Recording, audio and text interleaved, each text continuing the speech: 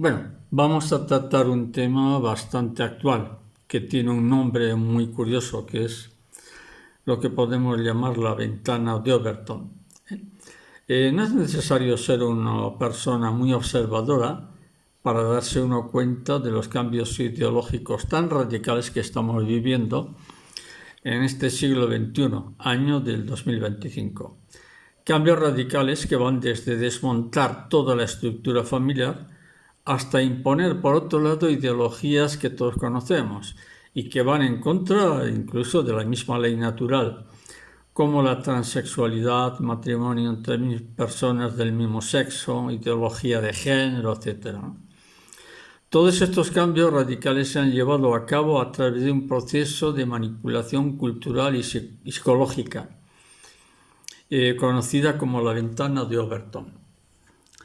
Este modelo se trata de un modelo teórico propuesto en su día por Joseph Overton, un político norteamericano que diseñó una especie de escala de valores, las cuales muestran un proceso que va de mayor a menor en el sentido de mostrar mayor o menor grado de libertad personal, pero relacionado con las ideas, relacionados con la forma de pensar que se va imponiendo en una sociedad. Estas ideas o formas de pensar van en un proceso de agradables, ideas agradables, a desagradables o incluso aberrantes, de manera que con el paso del tiempo estas ideas que no se admiten en un principio acaban imponiéndose por costumbres y como algo muy normal en la sociedad. Entonces, esta ventana de Overton se trata en realidad de una teoría política, la cual permite cambiar la opinión del público en general, consiguiendo modificar la forma de pensar de una sociedad sobre un tema determinado, de manera que una costumbre que antes se consideraba una barbaridad, que se consideraba radical, fuera de contexto, con el paso del tiempo todos empezamos a considerarlo normal y aceptable por todos. Pues bien, este modelo teórico y político es el que actualmente se está aplicando en toda la sociedad occidental. ¿Y cuál es el objetivo? Pues cambiar los comportamientos morales, comportamientos éticos de la sociedad. De manera que lo que antes era un comportamiento social que nadie discutía, como por ejemplo el considerar la homosexualidad como mala, pasan unos años y toda la sociedad ve que el comportamiento homosexual es bueno y que no tiene nada de inconveniente y que si tú lo rechazas, pues van a por ti, llamándote todo intransigente y duro de corazón. Bueno, pues bien, este modelo ha sido posible aplicarlo rápidamente gracias a los medios de comunicación. Para entenderlo vamos a poner un ejemplo de cómo funciona esta teoría política denominada la ventana de Overton. Un día, a través de los medios de comunicación, aparece un científico o un personaje famoso, cantante, de lo que sea, y afirma que comer carne humana es muy buena, ya que contiene unos beneficios ignorados hasta el presente.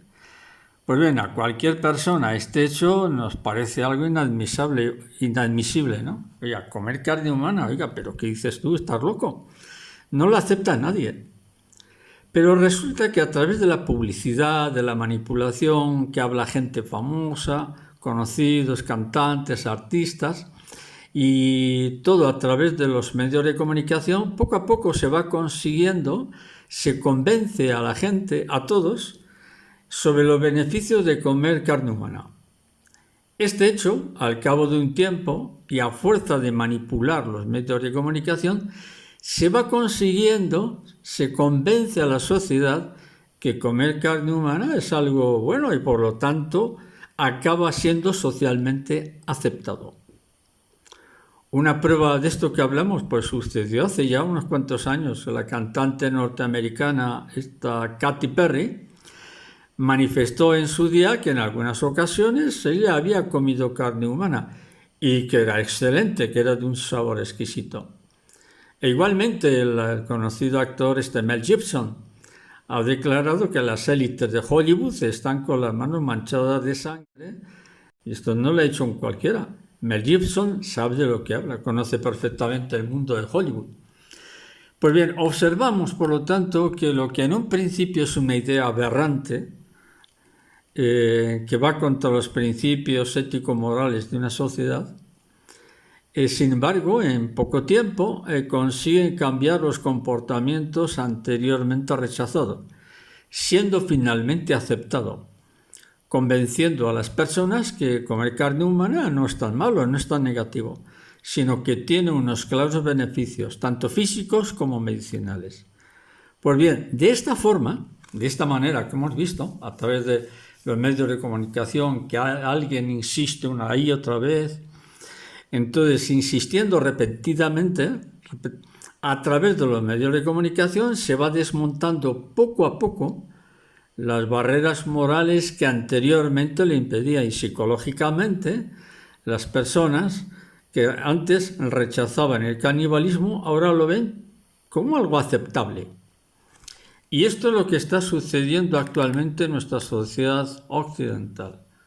Pues bien, estas ideologías han seguido esta teoría política de la ventana de Overton, lo cual no solo establece modelos de comportamiento social, sino que también afecta a la parte económica, afecta incluso a la parte religiosa, política e ideológica de las personas.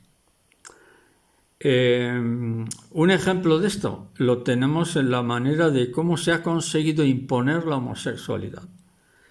Y esto se trata de un acontecimiento que se remonta a la década de los años 70, hace ya pues unos 50 años o más, cuando el Departamento de Psiquiatría de Estados Unidos, por esa década, en los años 70, 73, incluía, que coincidió también con la época del movimiento hippie, del movimiento homosexual. Pues bien, el Departamento de Psiquiatría norteamericano incluía ya en esa época, afirmando que la homosexualidad era una patología dentro de los trastornos psicosexuales. Pues bien, resultó que la Sociedad Médica de Psiquiatría norteamericana sufrió un ataque de los piquetes del movimiento gay, del movimiento homosexual, quienes no dudaron en invadir la sede de la Asociación Psiquiátrica Norteamericana. ¿Y qué es lo que hicieron? Bajo amenazas, presionaron para que eliminaran la palabra homosexual, pero eliminarla como manifestación de un trastorno psicosexual, porque en los libros de psiquiatría figuraba así, que la homosexualidad era una manifestación de naturaleza psicológico-sexual.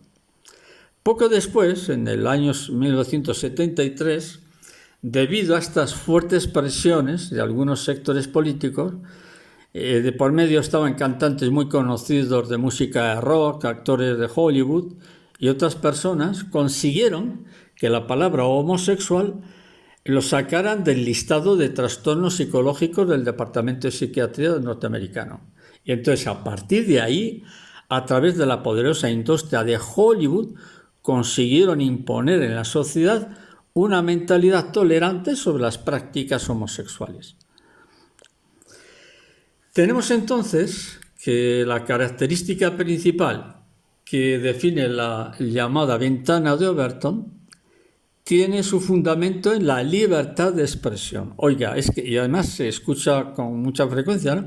Oiga, es que usted no tiene libertad, usted es un intolerante, usted no es democrático, no es demócrata. Entonces, todo esto tiene su fundamento en la libertad de expresión, ya que se considera intolerante a toda aquella persona que coarte las libertades personales.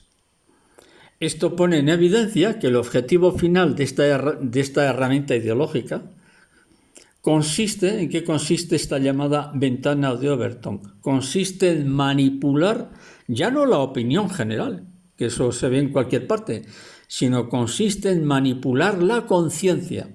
Y ahí estamos ya ante palabras mayores. Pues bien, desde este enfoque teórico, que plantea la ventana de Overton, no hay nada que no pueda ser debatido.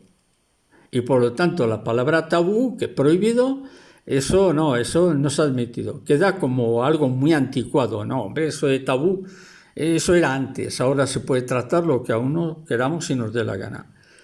Dicho de otra forma, ya no está prohibido nada. Todo es válido. Todo vale. Tampoco hay límites. ¿Por qué? Porque uno puede hacer lo que quiere y puede llegar donde quiera. Entonces, no existe ninguna idea que no pueda ser debatida, ni tampoco existe ninguna perversión, depravación, que no existan razones para ser aceptada.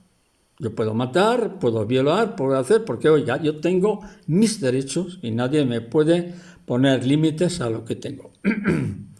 Entonces, quien rechace este planteamiento teórico desde un enfoque ético-moral, es decir, podemos decir, oiga, pero es que eso no tiene nada de ético, eso es un comportamiento amoral.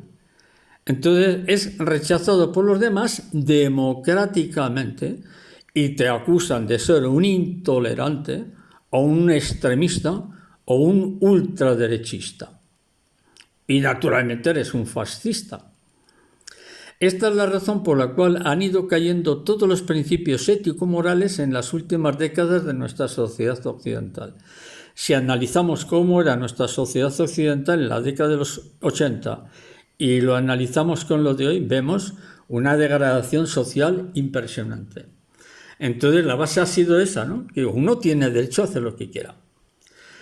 Entonces a partir de aquí entramos en la fase definitiva.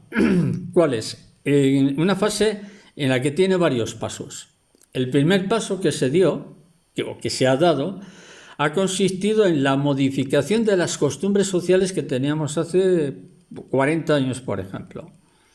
Y entonces se las ha elevado a rango de ley al ser aceptadas a nivel de ley legislativo. Es decir, ¿qué quiere decir esto? Pues que entramos en la deformación del derecho jurídico. ¿De qué manera? Pues se protege al delincuente y se acaba culpando a la víctima. Entonces esto confirma la impresionante corrupción del sistema judicial. ¿Basado en qué? Pues en una idea falsa de la ley de protección, de un supuesto de inocencia. Hay que suponer la inocencia de esta persona. Entonces esta deformación del derecho es lo que ha dado origen al enorme aumento del crimen organizado, drogadicción, asesinatos, delincuencia y violencia social. Esta es la razón. ¿Cuál es? La deformación del derecho, la corrupción del sistema judicial. ¿En base a qué? Pues en base a los derechos. Uno tiene derecho a llegar a determinados límites que usted no me puede imponer. Ese es el primer paso. El segundo paso tiene una vertiente más inquietante que está relacionado con las perversiones morales. Aquí entramos ya en un ámbito ya muy complejo, muy delicado. Como por ejemplo, personas que se casan con su propia mascota, se casa con su perro, con su gato o se casa con un árbol. Ahora bien, el tratamiento de estos niveles de corrupción moral, es decir, cuando nos encontramos ante estos hechos, ya estamos ante un problema de corrupción moral que no corresponde al ámbito propio de la psiquiatría. Es decir, esto es para tratarlo psiquiátricamente. Yo tengo mis dudas, creo que no. Estos comportamientos anómalos van más allá de lo estrictamente ético-moral. Aquí estaríamos ya ante una perversión de la inteligencia. Entonces, este falso concepto de la libertad de expresión ha abierto las puertas a un acelerado proceso de ¿qué? De deshumanización. Y esto no lo puede negar nadie. La sociedad actual hay un proceso de deshumanización que no se puede negar, que es real. ¿En qué sentido? En que se van rompiendo todos los límites morales, éticos. Porque la palabra ética significa comportamiento. Se está rompiendo todos los límites del comportamiento humano. ¿Para qué? Pues para proteger al ámbito de la sociedad. De manera que la sociedad se sitúa al borde de la propia autodestrucción. Y este proceso de la destrucción de la sociedad es algo que nadie lo puede negar actualmente. Por aquello de la libertad de expresión, yo puedo expresar lo que me da la gana. Sí, pero hay ciertos límites a todo eso. Yo puedo hacer lo que quiero, ¿de acuerdo? Pero hay ciertos límites en su comportamiento. Entonces, cuando esto es así, ya no estamos ante cuestiones de naturaleza psicológica. Estamos ante seres que superan el ámbito de la perversión. ¿Perversión de qué? Del comportamiento. No solo del comportamiento, sino que hay una perversión de la inteligencia humana. Son seres humanos de inteligencia ya totalmente pervertida, corrompida. Totalmente corrompida. Por lo tanto, la ruptura de todos los modelos ético-morales que estamos viviendo en nuestra sociedad es el último eslabón que nos aproxima ante un panorama de ruptura de la sociedad, ruptura del orden establecido. Cuando alguien rompe el orden establecido y viola todas las normas sociales, estamos ya ante una situación límite, realmente límite. Estamos ya prácticamente ante una decadencia absoluta de la sociedad. Por cierto, dentro de este contexto que estamos tratando, para que podamos entender mejor lo que estamos hablando, hay una novela muy interesante de Joseph Conrad, titulado En el corazón de las tinieblas. Una novela bastante interesante, ¿no?, del autor Joseph Conrad. Es una novela cuya trama central nos permite explicar gran parte de lo que está sucediendo actualmente. La novela se centra en un marinero llamado Marlowe, quien realiza una travesía a través del África tropical. Estamos hablando del siglo XIX, hace ya tiempo ya. Es a través del África tropical, concretamente por el curso del río Congo, en el África central. Pues bien, este personaje, el Marlowe, tiene una misión. Recibe una misión que es de ir a buscar a un personaje llamado Kurt, que él no conoce. Este personaje está perdido, no se sabe dónde está. Entonces Marlowe le dice, oye, tienes que buscar a este personaje. Pues bien,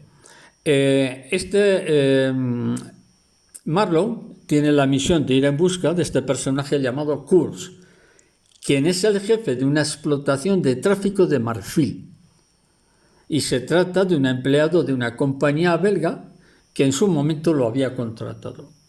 Pues bien, durante el viaje de expedición para encontrarlo, Marlowe se había hecho una imagen mítica de este personaje llamado Kurt.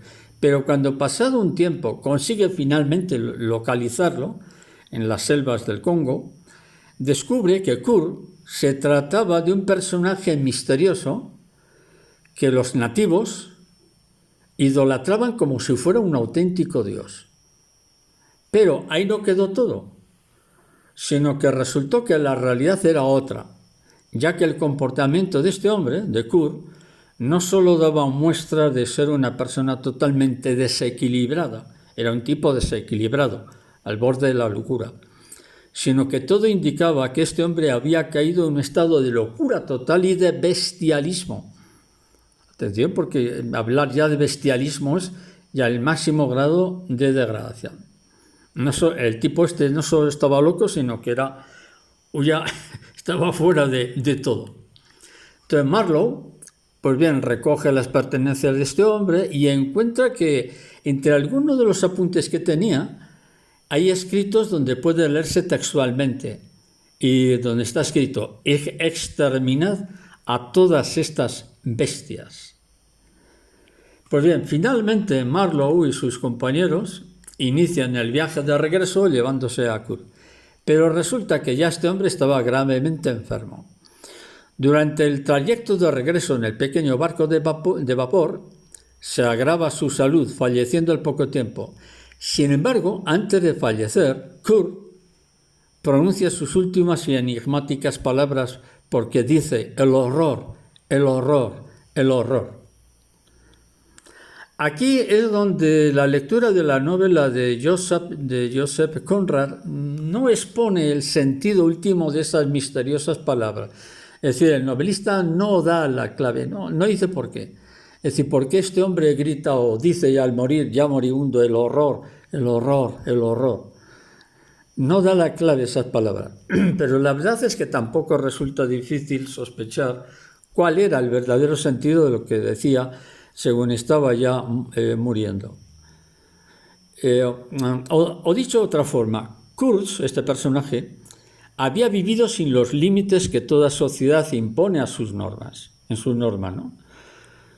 Habiendo llegado a un estado ya no tanto de salvajismo propio del ambiente que se desenvolvía en las selvas profundas del Congo, sino que este hombre había caído en un nivel de degradación personal. ¿En qué sentido? Que no tenía ya límites que imponerse. Hay personas en la sociedad, que lo vemos algunos, ¿no?, que ya llegan a degradarse, ya cometen crímenes, hacen cualquier barbaridad, porque ha llegado ya a un límite de degradación total. Entonces, las últimas palabras, cuando dice el horror, está describiendo ya no tanto una situación de locura mental, que la tenía desde luego, sino que está describiendo más bien un estado de desesperación interior. De alguna forma, su muerte prematura nos permite sospechar que ya no podía regresar a la civilización, en cuanto que como persona no era recuperable. Ya no era recuperable esta persona. Pues bien, si esto lo aplicamos a lo que estamos viviendo actualmente, el autor de la novela, en el corazón de las tinieblas, describe en este libro la búsqueda y el encuentro entre dos mundos opuestos.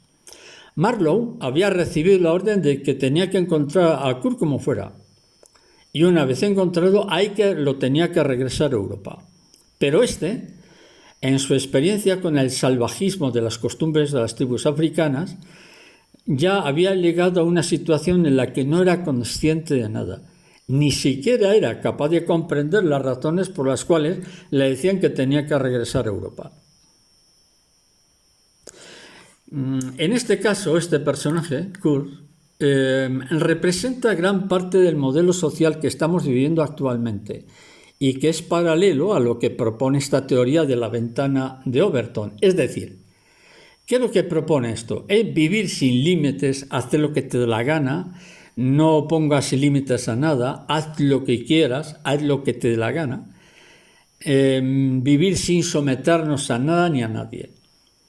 Y lo peor de todo esto es que tratan de imponernos un contexto social y político donde no exista ningún horizonte, ningún futuro. Por esta misma razón, cuando Marlowe encuentra a Kurt, se da cuenta de que como persona, Kurt ya no era socialmente recuperable. No había manera de recuperar a esta persona.